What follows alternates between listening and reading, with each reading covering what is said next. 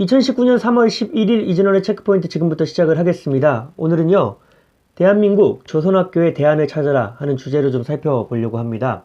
이 조선학교라고 하면은요, 제일동포들이 다니고 있는 학교 중에 하나입니다. 그런데 한 가지 문제점이 있다면 이 학교를 전폭 지원하고 있는 그런 단체가 조총련계라는 것입니다. 이 조총련계는 북한의 어떻게 보면 좀 우호적인 단체이기도 한데요. 이 부분과 관련을 해가지고 지금 이 문제점이 무엇이고 이 향후 해결책은 없는지에 대해서 오늘은 좀 간략하게 좀 살펴보려고 합니다. 네, 이야기를 이어가도록 하겠습니다. KBS 1 시사기획창에서요, 지난 5일에 방송한 조선학교 제일동포 민족교육 70년이라는 방송이 있었습니다. 저도 이 방송을 통해서 조선학교에 대해서 좀 알게 됐는데요. 제가 궁금한 점은 그것이었습니다. 이 조선학교를 민족교육 70년으로 볼 수 있냐는 부분이었죠. 왜 그랬냐면 이 조총련이라는 단체의 전폭적인 후원을 받고 있기 때문이었습니다. 조총련이라고 하면 제1본 조선인 총연합회라고 해서 북한 정부의 전폭적인 지지와 후원을 받고 있는 단체입니다. 이 단체가 조선학교를 실질적으로 운영해 왔다고 봐야 되는 부분이 있거든요. 그래서 북한으로부터 자본의 원조라든지 아니면 교과서 지원 등을 받아온 상황이거든요. 그런 부분과 관련해서 이것을 과연 민족교육 70년으로 볼 수 있을 것이냐 하는 그런 저는 고민에 빠지게 됐습니다. 먼저 이와 관련해서 바로 제일교포 사회가 어떻게 되는지를 아셔야 좀 더 이 부분을 이해하기가 쉬울 것 같아가지고 제일교포 사회에 대해서 좀 설명을 드리려고 합니다. 제일교포 사회는요, 앞서 말씀드린 북한계 조총련과 제1본 대한민국 민단이라고 하는 두 양대 축이 있습니다. 근데 북한은 지금 조총련과 같이 이제 교섭을 하고 있고요. 우리는 대한민국 민단과 함께 교섭을 하고 있는 상태입니다. 그렇기 때문에 우리는 대한민국 민단과 더 밀접한 관계에 있다고 볼 수 있는데요. 이 개념을 가지고 이제 조선학교가 민족학교냐 아니냐를 좀 한번 생각을 해보도록 하겠습니다. 저는 민족학교를 바라보는 기준을 1950년을 기준으로 봐야 된다고 생각을 했습니다. 왜 그렇게 생각을 했냐면요.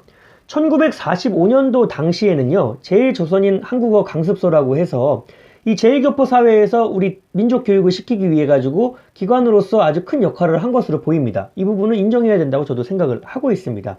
근데 1950년대 이후에 6.25 전쟁을 거치면서 많이 변모하게 되는데요. 1950년에는 민단, 조총련계 각급 학교가 신설이 됐습니다. 그런 부분에 있어서 우리 대한민국 정부가 맥을 같이 해야 되는 거는 민단에 소속된 학교라고 생각을 하고 있습니다. 뿐만 아니라 1957년부터는요, 조선민주주의 인민공화국 원조금을 지원받기 시작을 했어요. 한국 정부에도 지원을 요청했다고는 하지만 우리 한국 정부가 조총련계이기 때문에 지원을 거부했던 것 같아요. 이런 부분과 관련을 해서 이제 북한계의 색채가 강해지면서부터 정통성을 상실했다고 보고 있는 것이 저의 생각입니다. 그렇다면 이와 관련해서 또 여러 가지 문제점을 한번 더 짚어봐야 될 것 같은데요. 하나하나 짚어보도록 하겠습니다. 먼저 첫 번째는 이런 부분이죠. 2017년 같은 경우에 이 김정은이요, 2억엔 정도를 이 조선학교에 지원을 했습니다. 뿐만 아니라요, 도쿄 조선학교 교실을 한번 살펴보면은요, 이 자료가 2017년도 자료거든요. 2017년도 자료를 봤을 때 교실에 이 칠판 위에 북한과 마찬가지로 김일성, 김정일 이 부자의 사진이 걸려 있습니다. 이런 부분으로만 봤을 때도 우리가 이런 곳에서 과연 우리 학생들을 교육시킬 수 있는 건지 고민을 해볼 수밖에 없는 부분이거든요. 특히나 또 한 가지 더 이야기 드리자면은요, 이 1957년부터 2017년까지 북한을 통해서 조선학교에 지원된 예산이 총 480억엔 정도 됩니다. 하나로 따지자면 약 4,800억 원 규모 정도가 되는데요. 이런 부분으로만 봤을 때도 예산 자체가 지원된다는 과정을 통해서 북한의 이념이라든지 사상 이런 것들이 이 학교를 통해서 교육으로 전달된다고 볼 수밖에 없는 부분이거든요. 저는 그렇게 생각을 합니다.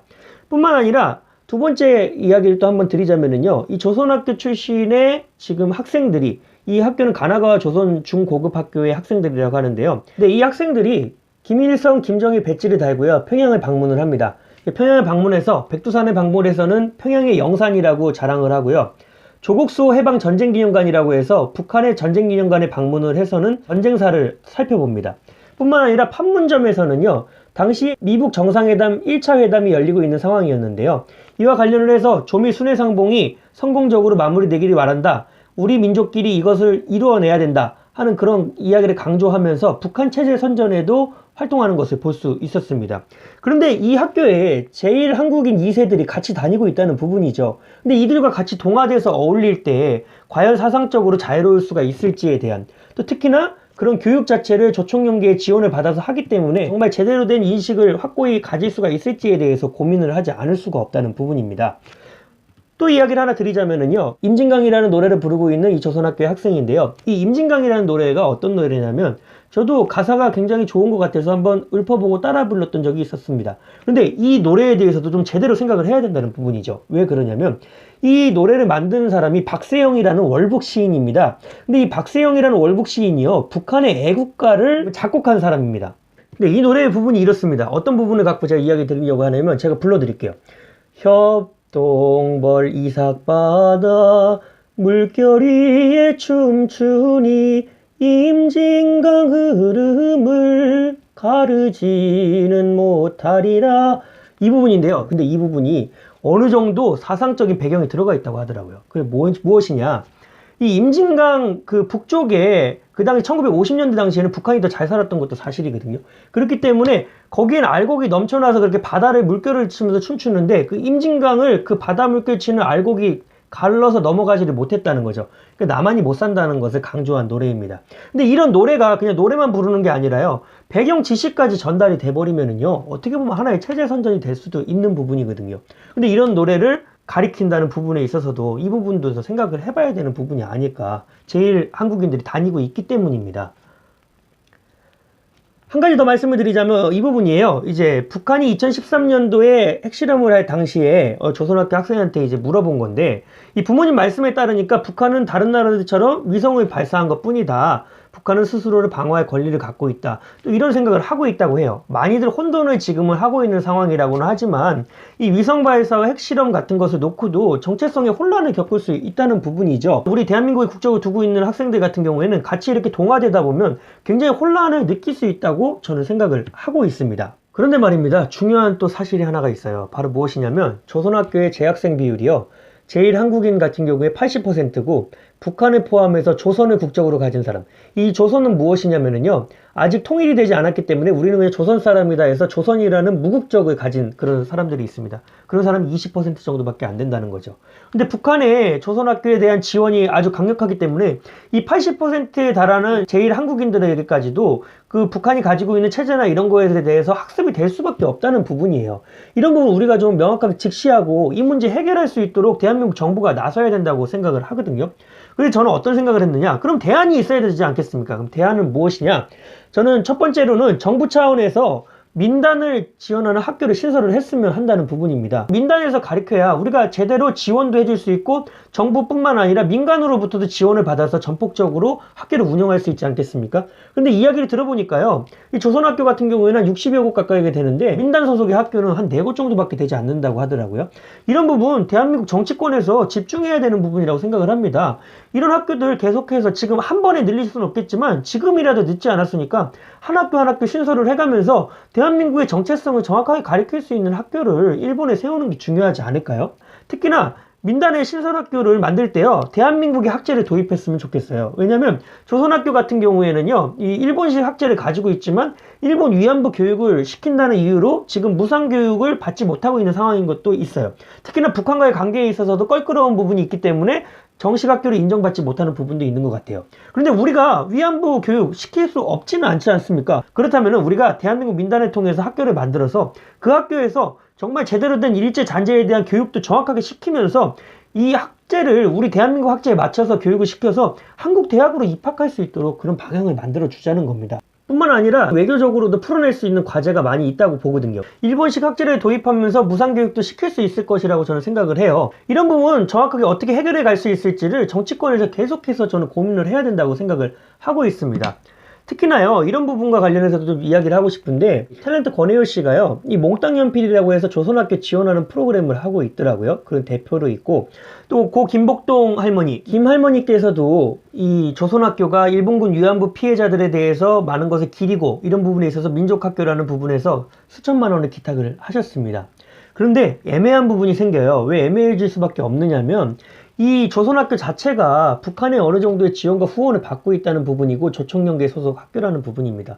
우리 대한민국은 어찌됐든 분단국가지 않습니까? 그렇다 보니 이념의 대립이 극심할 수밖에 없는데요.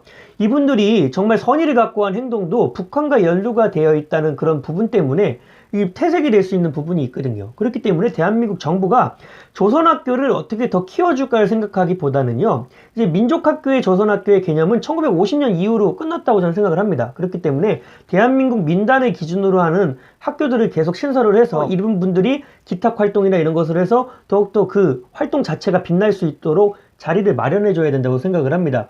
이 탤런트 권혜열 씨 같은 경우에도 마찬가지일 거예요. 어떻게 보면 진보 진영에 맥을 두고 있는 그런 이제 전문가로 임모를 했기 때문에 그런 부분에 있어가지고 지금 조선학교 계속 도와주는 것이 친북 활동을 하는 것으로 보여질 수도 있는 부분이거든요.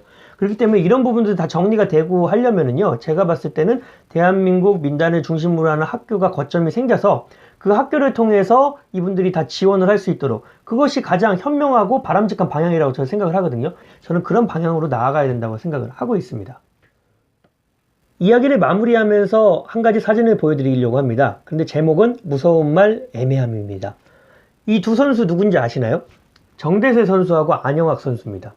정대세 선수는요, 대한민국 국적을 갖고 있는 제1한국인이고, 안영학 선수는 조선을 국적으로 갖고 있는 무국적자 중에 한 명입니다.